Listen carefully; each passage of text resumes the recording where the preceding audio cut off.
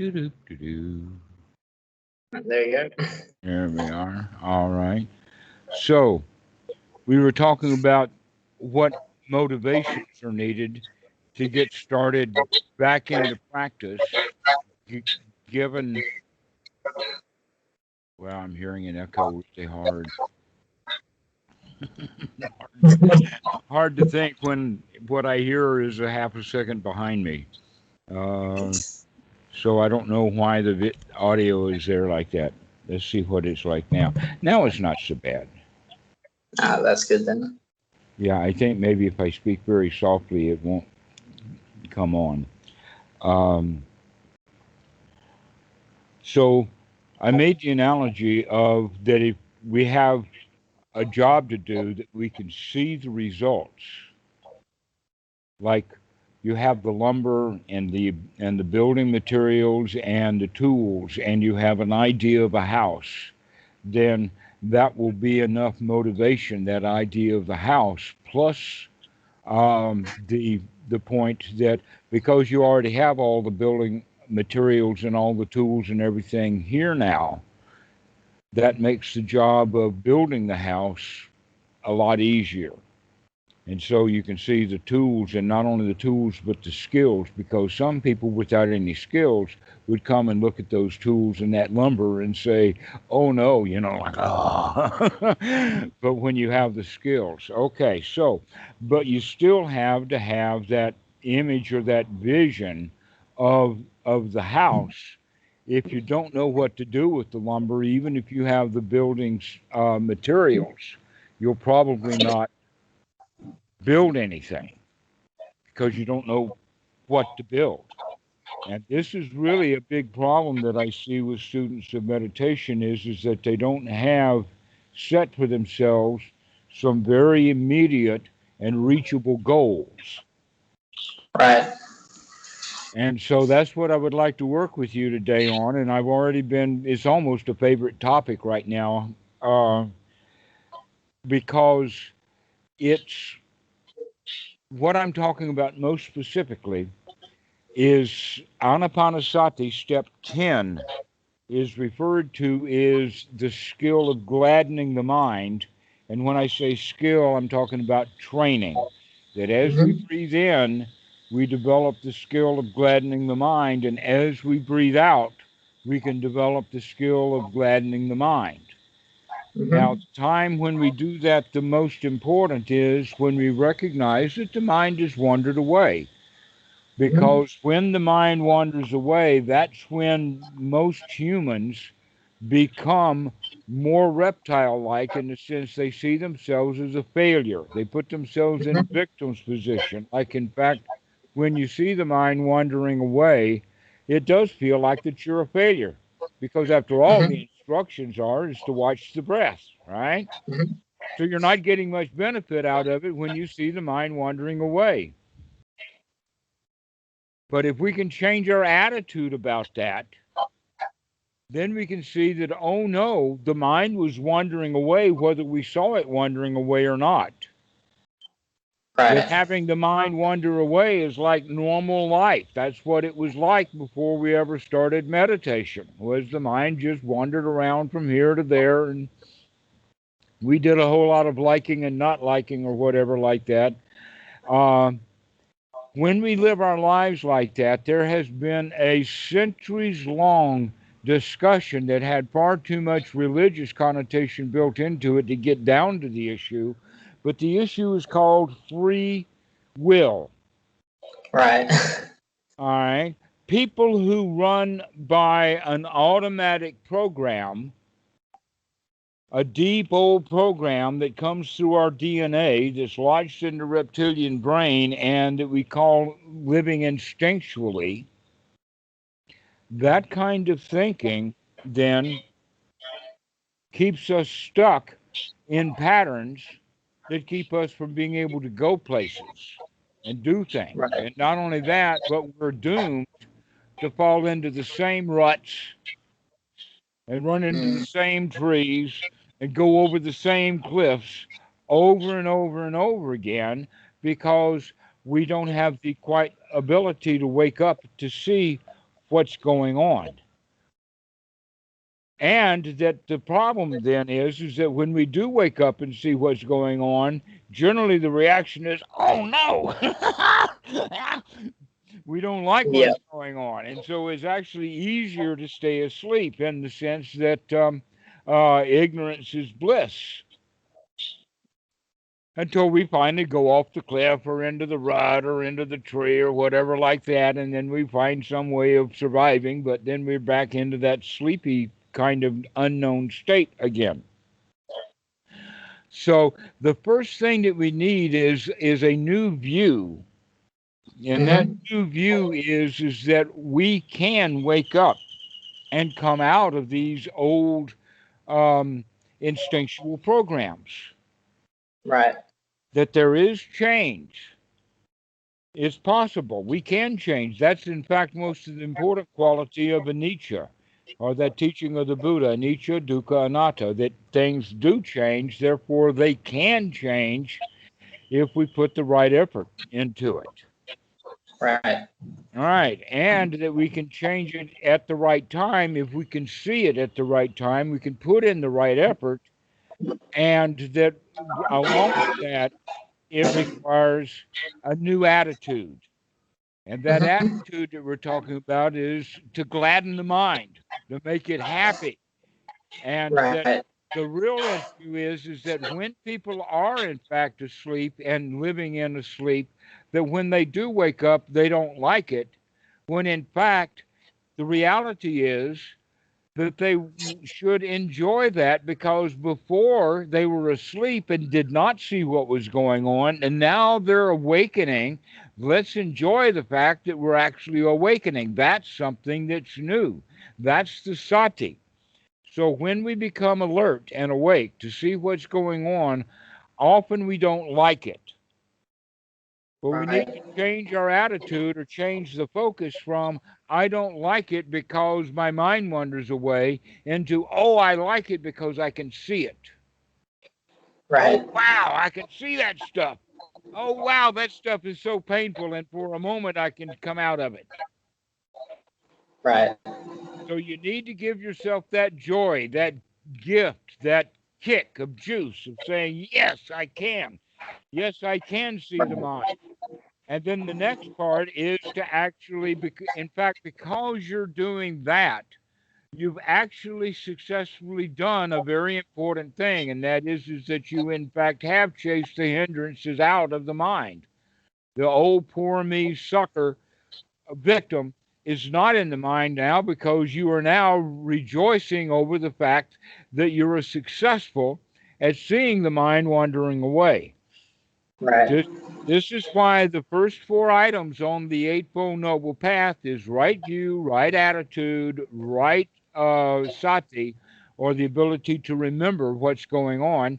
And the most important one in this case is right effort, because we've got to get the effort right. If we don't get the effort right, then it's not going to lead to joy. We're going to wind up not being able to get the hindrances out of the mind, and we'll be stuck. Right. So that's the whole thing. And that's, if you probably reflect upon past talks that we've had, you'll recognize that what I'm saying now is what I told you back then. Yeah. So the point that you were missing in that practice was the quality of gladdening the mind, the training of gladdening the mind, to make it bright, to make it shiny, to see the success that you have when you're able to wake up to the fact that your mind, in this case, the way that we get started is the mind wanders away from the breath. And we say, never mind, start again. Yeah. And take joy in that. That many, many years ago, when I was a young man, way back in the 1960s, one of the most important qualities that ever went with meditation, or any description of it at all, had to do with the quality of bliss. And yet it's very rare to see people, by the thousands, by the way, who practice meditation don't have much bliss. Yeah. Why is that, you think? Well, maybe it's because they're not developing it as a skill. Right.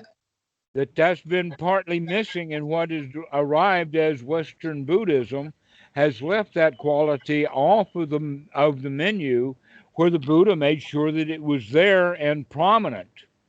But somehow or another, that one point in the mind is when the mind wanders away, that we should grab it out of that hindrance, a whole morass that we've got, and be very joyful that we can throw that stuff out of the mind and come Right. back and start again. To come back Right. and become joyful. To come back and develop joy, the kind of joy that should be satisfying to the point that you like it. That meditation practice must be enjoyable. It's not that it should be. It's a requirement. If you're going to Yeah. become a successful meditator, you got to like the heck out of it. Yeah. It is not something that you do in drudgery in order to gain some benefit later. The benefits that you get from meditation are actually needs to be practiced and developed in meditation. Hmm. Yeah. So with gladdening the mind, you say your mind's wandering, you bring it back. Would you like just verbally saying like, ah, good, I did that or whatever, that kind of thing, or is it should it be like a non-verbal thing? If you were so happy that you bust out laughing, I would call that progress. If when you come across the fact that you're just ruminating and ruminating, giving yourself all kinds of pains and suffering, then you say, wait a minute, ha! I don't have to do that. It really is Yeah. quite a lot of a waking up process, and that waking up is the sati. That's what the Yep. word Buddha comes from. But the intention of the waking up is to take the effort to come into the here now, which is what the Buddha called himself. Tatata means to be here now. And so when you're watching the breath, naturally, you're beginning to be here now. You can't watch last year's breath or next month's breath. You got to watch the one that's happening right now. And by doing so, that brings us into body awareness in the sense of what's happening with the body right now. So we begin to open up our senses by watching and looking at the body. And by waking up the senses of the body, we also begin to wake up the senses for the eyes, the ears, all of it. Now, normally there are 6 senses.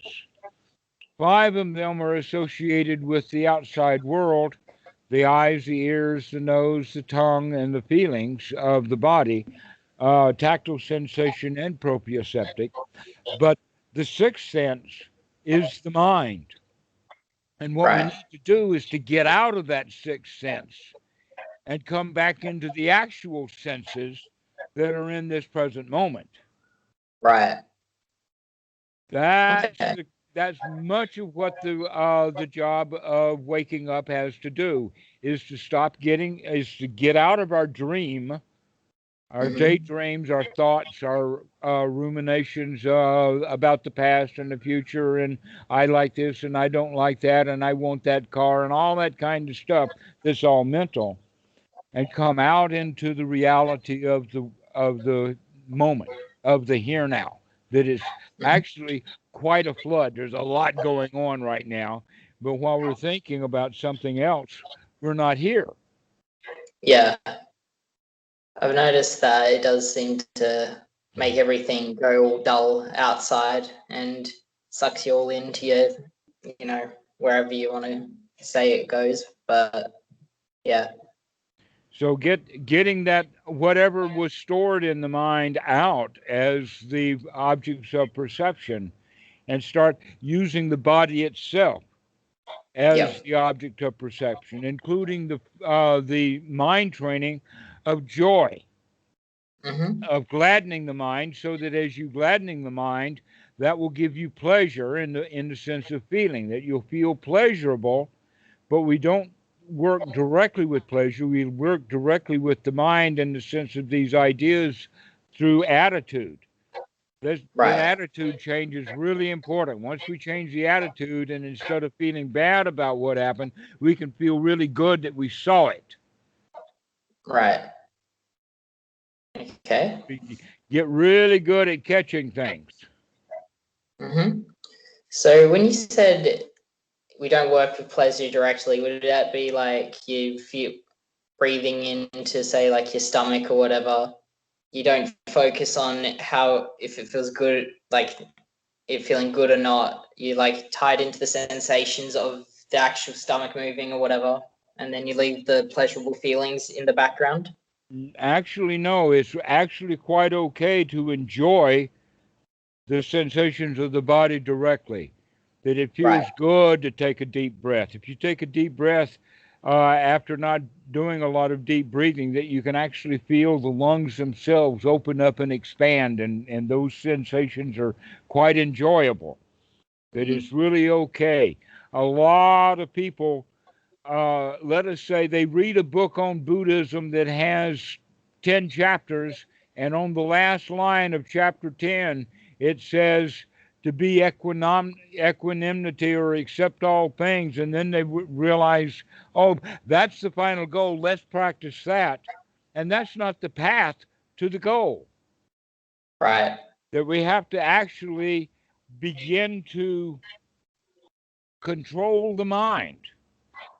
If you cannot control the mind, then you'll never be able to control feelings. If you can't control feelings, then how are you ever going to be able to dig down to the deep stuff like conceit, deep fear, fear of death, all of the really heavy stuff?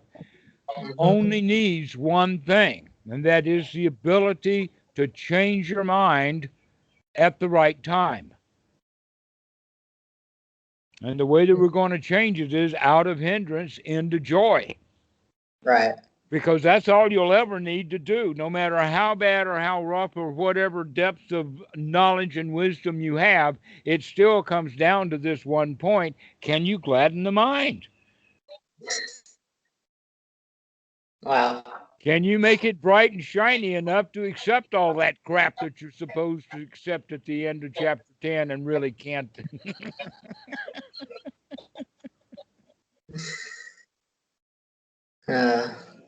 Yeah. Okay. And so learn to get some joy. Start Mm-hmm. manufacturing it for yourself. You deserve it. Though you have been taught all your life that you're not worthy. Until you pass somebody else's test. Well, guess what? There is nobody else's test to pass. The only test you have to pass is, can you remember to be joyful? And that's all the permission you need. Okay. Because these are skills that need to be developed, and yet all of our society says, oh, the skills you need to develop are outside. That if you get a big enough audience who loves you well enough, then that makes your ego okay. And yet anyone who has a really big audience like that, they wind up in a downfall. They walk away or come away with pride or a fall or something big like that, because they really haven't, even though they're a famous preacher, they really haven't learned to control their mind. They really haven't learned to control their feelings. They really haven't learned to control their conceit. And so these people who get at the top of their profession, they wind up in a crash landing. They gain, it's called the Peter Principle, by the way, in a book that was famous in the early 1970s. And the Peter Principle is that people in professions will get promoted to their level of incompetency. And that is especially true with people like technicians and programmers and computer scientists and whatnot like that. They found out that making a computer scientist the boss of other computer scientists was a really bad idea.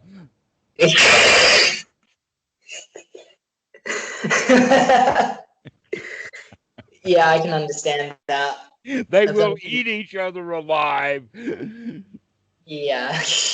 That the best Yeah. you can do is have a master programmer and in the sense of a lead programmer with all of the others, and all he does is delegate work.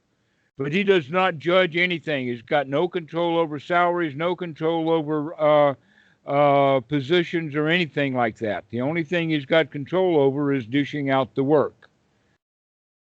And that kind of team lead then winds up being quite successful, but that means that you've got to have somebody else to be the manager. Right. Okay, and that guy hopefully has got some HR training. Yeah. Not another computer scientist, or he'll come up and screw things up for sure. Okay, and so this point, this side point that I'm making, has got to get back to the point of this is competition.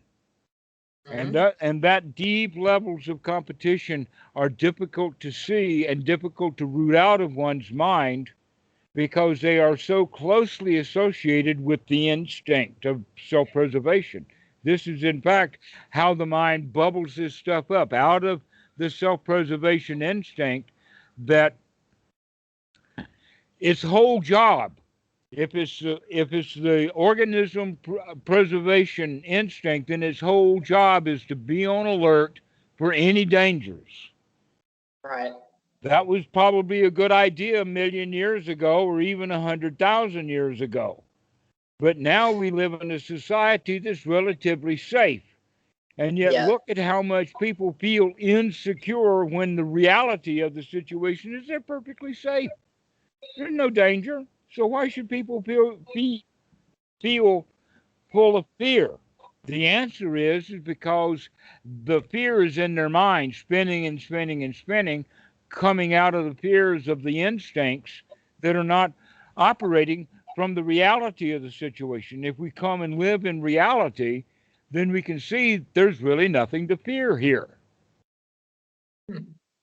So living in reality instead of living in this old self-preservation instinct programming requires us to be able to change the mind. Right. And so the first thing that we need to do on changing the mind is this one point that we have as a meditation object is the breath. And so when the mind wanders away from the breath, that's our opportunity to say, yeehaw, I saw it. I saw the mind wandering away from the breath. So let me come back and feel my joy and take a deep breath and enjoy the moment and be here now.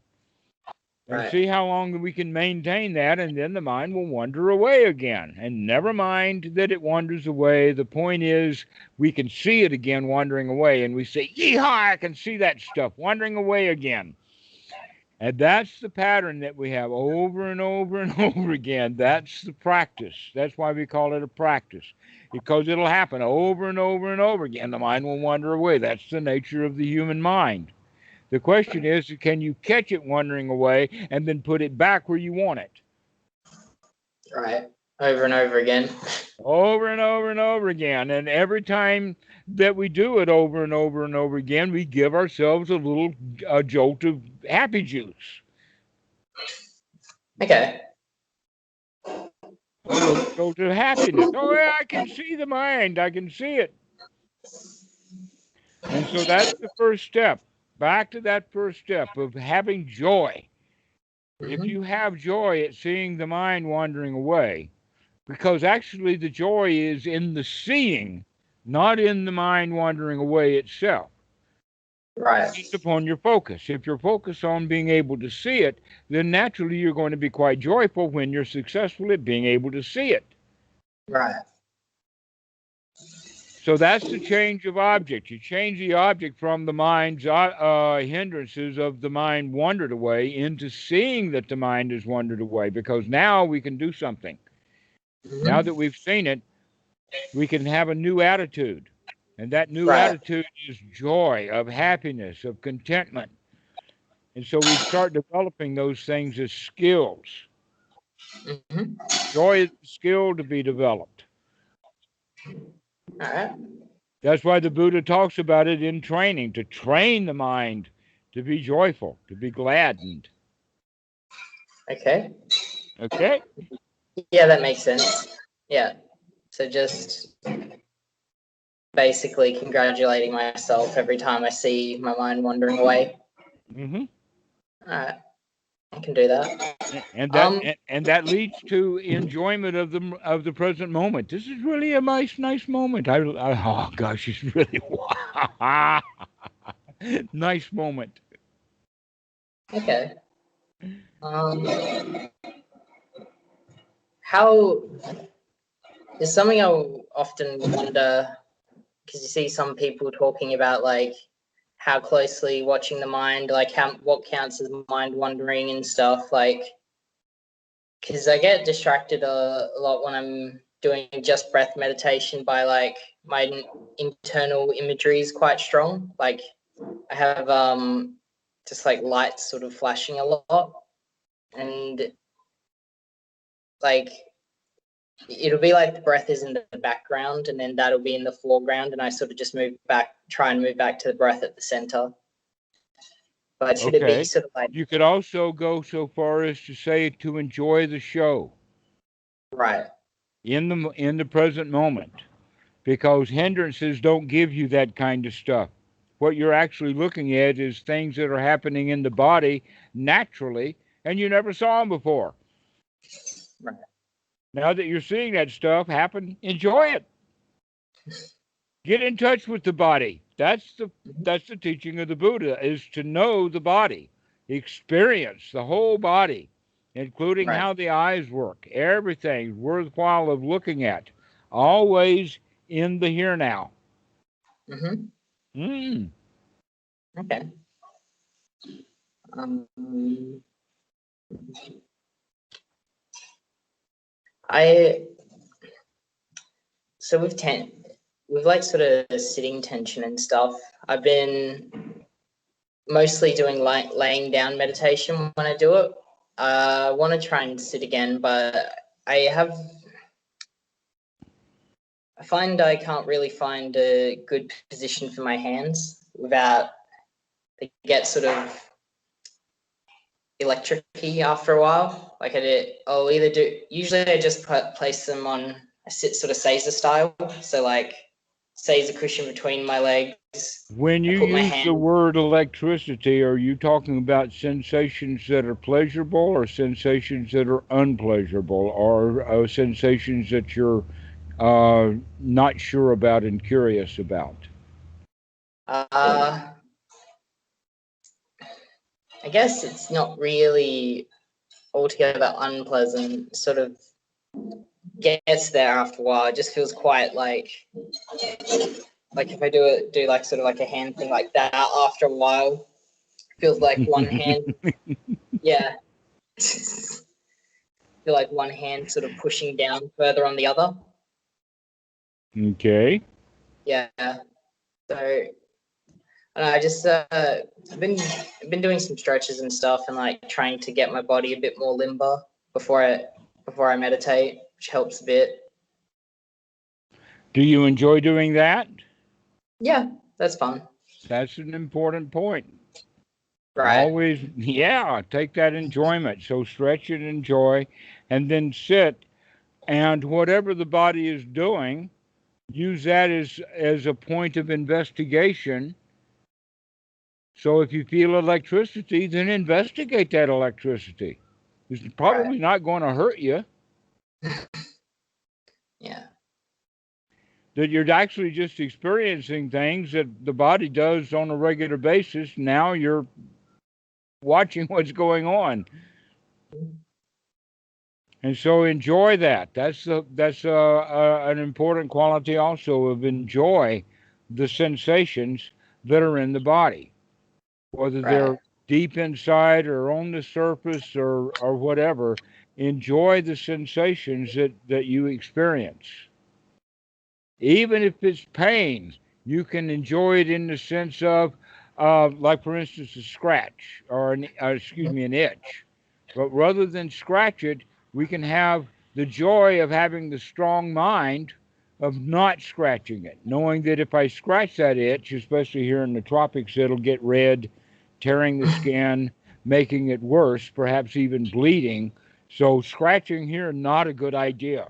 And it is very, very natural to do. It's part of the reaction. It's part of actually grooming, which is instinctual. So now we have to stop scratching, but we can do so with the mental attitude of, aha, my mind is stronger than that itch. I do not have Right. to scratch it. I can watch it. I can look at it. I can be a tough lion.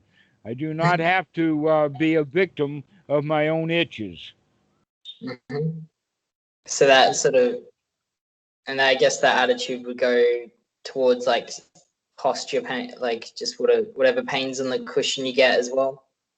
Yes, with the exception of if there are pains that can be prevented by movement. Bhikkhu Buddhadasa's retreats have always been different than the Goenka retreat. The Goenka retreat looks for sitting very still for long, long periods of time and work out the sensations that the body presents all mentally. Bhikkhu Buddhadasa is a much easier or slower method in the sense of when the body moves. I mean, when the body is tensed up, it's okay to do some movement, even to the point of standing up and doing a bit of standing meditation and then sit back down. Now, what I've just told you is the two ways that they have always trained horses.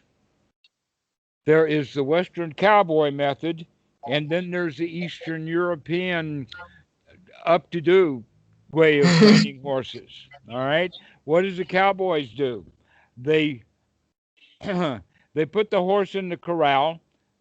Someone's probably got it by the harness, so they've got the someone's holding it by the rope, Mhm. and the cowboy rider, probably the biggest, toughest dude on the ranch, comes up, throws a big, heavy saddle on that horse who's never had a saddle before, winch it in place while several are holding the horse down, and then crawl on top of that horse and ride it no matter what. And if you get thrown off of that horse because of his bucking and kicking, you just get right back on that horse. And you keep riding that horse until the horse settles down. Okay? That's American method of horse training. Not Mhm. quite so different in the I forget the name of the place. It's very, very famous about training horses. And what they do is they do it inside of a closed building. It's a big building with the kind of stuff on the floor that you would expect on outside, but it's actually an enclosed building. Very, very Mhm. beautiful, ornate. They lead the horse in there, and then the trainer comes out, and the first thing he does is he gives the animal an apple. Right.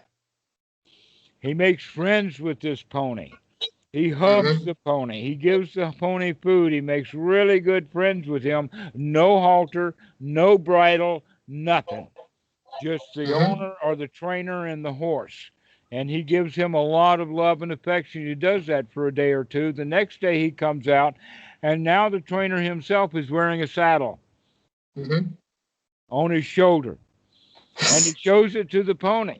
Oh, you like this saddle? Oh, isn't this a beautiful saddle, you know? And here's another apple, by the way. And while the animal is eating the second apple, he goes and he puts the saddle on the horse, but he doesn't do anything else. They do nothing to scare the animal.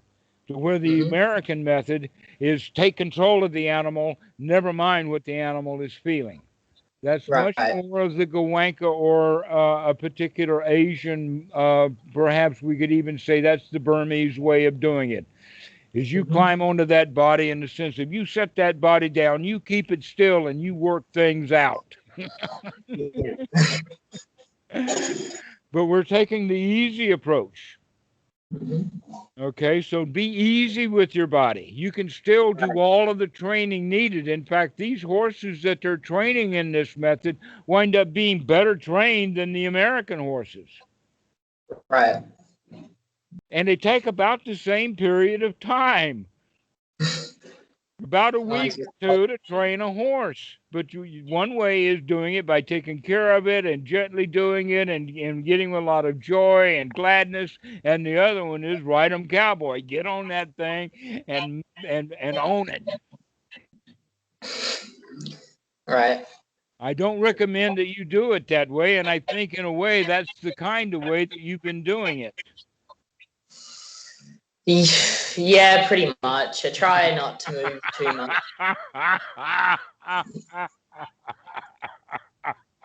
Pretty much. Yeah. I don't know. I have been. It feels like cheating if I move, I guess, too much. So I try not to get up. But if it's fine to move around, because I always, yeah, I'm gonna just do that then. That sounds a lot more, a lot better. Right. This is mental training above all. Yep. Okay. So don't put your body through needless suffering. That Right. you've got enough mental suffering already to deal with. Yeah. Now, when the mind gets well trained, we'll do some more body stuff, including the part that I was talking about in the sense of I'm not going to scratch you. Right. I'm not going to do it. I'm a big, tough human being, and you're nothing but a little itch. That's all you are. You are Okay. not my boss. You are not going to make me scratch you, okay? And by doing that, by doing that kind of separation, that's. But we'll get to that next. That's not what we're going to practice now, especially in the sense of uh, giving yourself pain.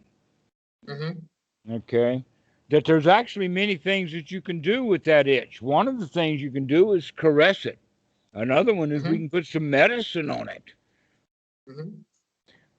And the same thing is true with the mind. Let's caress the mind rather than scratching it when we catch it running away from the breath. Right. Okay. Yeah, that's the way to practice is to be gentle on yourself, to be kind. That the kind, gentle, easy method, but it's also steady. It's not that they just leave the pony there by himself to do as he pleases. That's not training. But having the pony's cooperation with the training is going to make the training easier for the pony. In the beginning, it's going to be slow, but pretty soon the pony is going to be right up there to scratch, to where the Western horse is still going to have some resistance. Okay, so in fact, if you train the body right, it will actually want you to progress in meditation. If you train the feelings right, they'll want you to progress in meditation rather than fighting with yourself. Enjoy. See that you're getting good benefit from your sitting practice. Make sure that when you're getting up from your sitting practice, that you can say, wow, this is good. I really like meditation. Yeah. Okay. Something that's been happening quite a bit recently is like I go out. I've been having to go out and go into some more unfamiliar situations, and I feel a bit sort of locked up a lot. Like I make a lot of sort of unconscious movements as well, like shifting around a lot. Like I feel a bit sort of generally uncomfortable. I was wondering, do you have any tips on sort of staying with that, I guess? Could you express that in the sense of that you feel nervous and anxious when you're in unusual or foreign situations?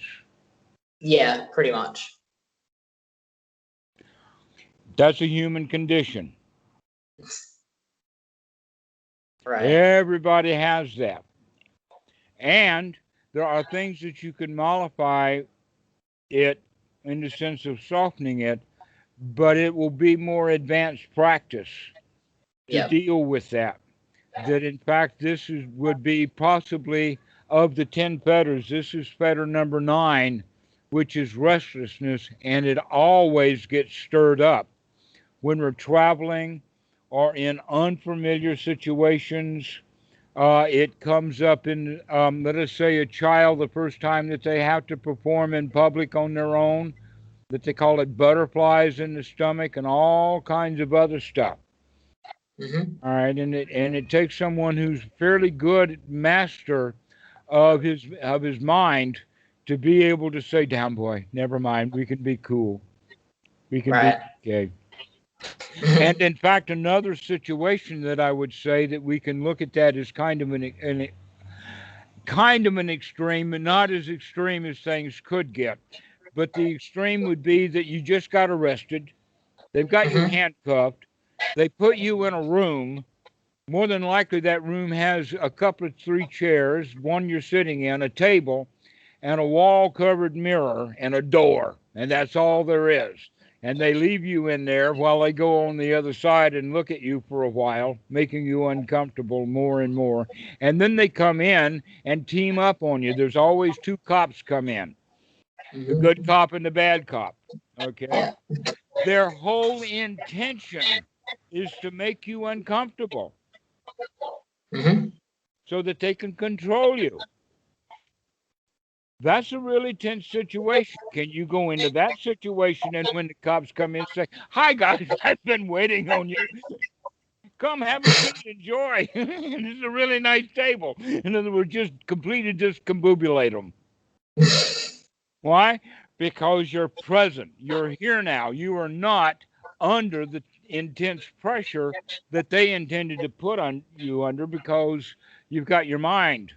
You're still not Mm-hmm. capable of gladdening the mind. Okay. This is kind of advanced, but you can still do it when you're in those tense situations. Is when you feel that anxiety, use that as a trigger for the sati. Mm-hmm.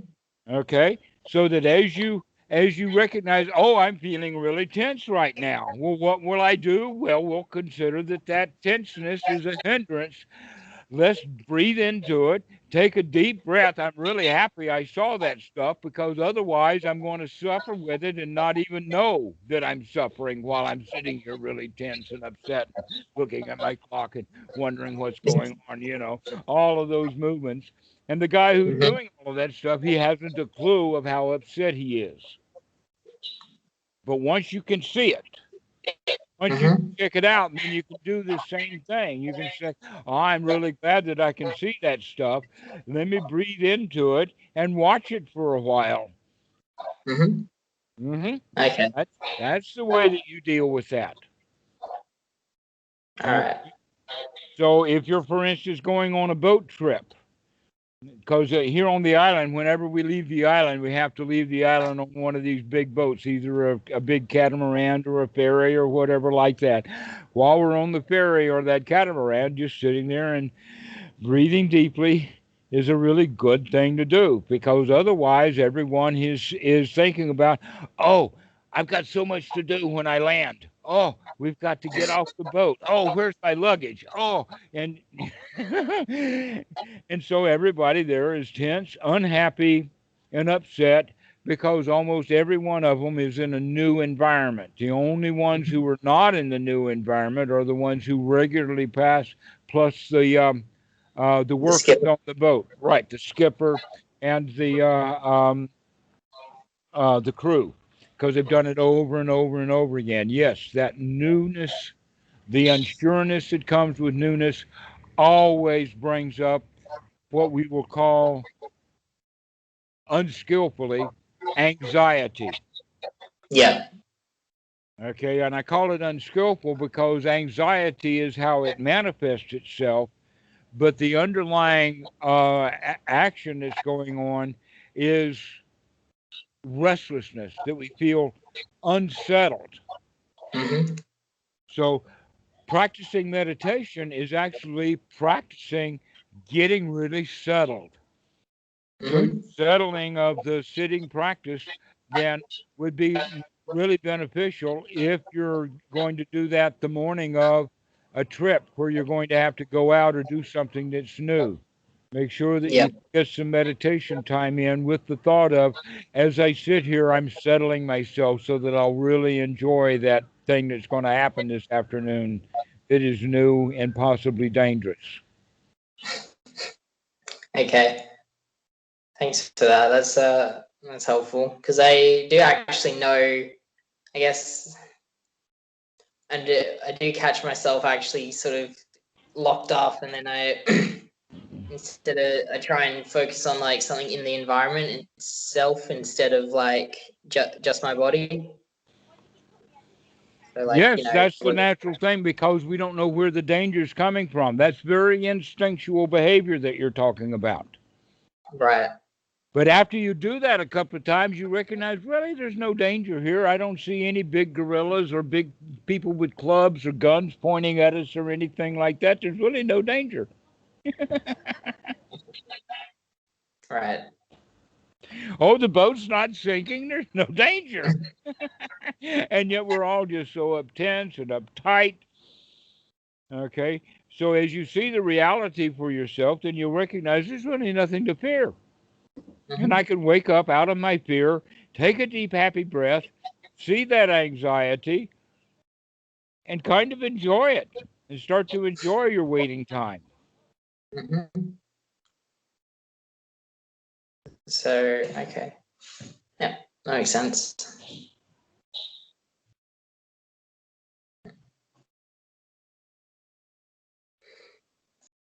Sorry, just it's talking about tension. Mm-hmm. Okay. Excellent. Excellent. Well, let's bring this to a close. Let's just get that back out. We want to make sure that you feel motivated with the idea of joy. And that's the important point that I want to make with you today is to gladden the mind. Take every opportunity so that you really enjoy your sitting meditation. If we can get over that, then you can get a good practice going. If you don't enjoy your sitting meditation, you're not going to get benefit out of it. Yeah. Is there anything? Sorry. Go ahead. Is there anything you want me to read before I talk to you next, or? A few days. Give it a few days, 3, 4, 5 days. If you have any questions before that, it's okay to call. Oh no, I meant, do you want me to read anything before I call you again? Read anything. Yeah. Not right now. No, I don't see anything. What you need to do is get back into practice. Yeah. So if you think about reading something, you can say, oh, well, I'll get more benefit by going in and practicing right now. So let me do that. Yeah. Okay. All right. I'll talk to you in a couple of days then, Dhammarato. Excellent. Thanks. Excellent. All right, Ashley. Say hello to Perth for me. Bye-bye. Okay, bye-bye.